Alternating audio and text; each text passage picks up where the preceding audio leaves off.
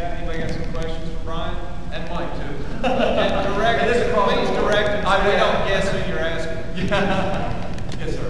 Under the MyPlan plan for healthcare, how many people would not have health insurance? I'm sorry, what's that? How many people? So now we have what, 40 million people don't have health insurance, something like that. That's the estimated number out there. How many people would not have health insurance under your plan? Not have health insurance. What is it? We've got 10.7 million. How many of those people actually have problems accessing our health care system right now? None of them, because you have to if they walk in. There are clinics all over the place you go to that are very low cost. I know at one time we didn't have insurance. Nancy was for free. And you know, the figure we did was we didn't have any insurance. Yeah, you'd be 3,400.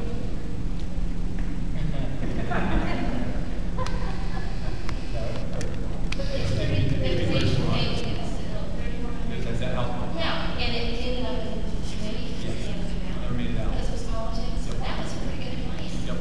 I guess the problem is we have to try to get some position. Yeah. He's worked in this system. Yeah, He understands he's the around here system. somewhere. Yes, sir. Yes, sir. Go ahead. Right there. Back left.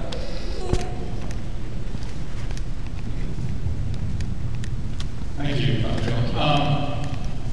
One of the things that I've learned about the healthcare system over the years is that one of the real problems is that we've disconnected normal marketplace forces from the healthcare sector of the economy, unlike just about any other sector. That's one of the reasons it costs so rapidly. I heard a statistic several years ago that the one area of medicine that has not risen faster than inflation over the last couple of decades is cosmetic surgery. And the answer is, the reason is obvious, because it's not covered by healthcare. So people shop it and they exercise their own judgment, and just like they do in other areas of the country. And the other aspect of it that I've learned is that healthcare insurance is different than other areas of insurance, because in other areas you're only guarding against catastrophic losses. Right? You don't. So, for example, when you go to the doctor, you get symptoms, and you have to get an antibiotic or something. Those kinds of things typically wouldn't be covered in other areas of insurance. So it would be like forcing people when they got an automobile policy to cover tire rotations and oil changes, and tune-ups and stuff like that. If you did that, use that moving voice. Time's up.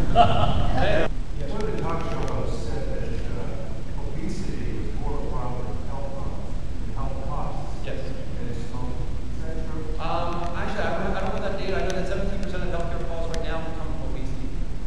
50% of the costs for Medicare and Medicaid come from obesity.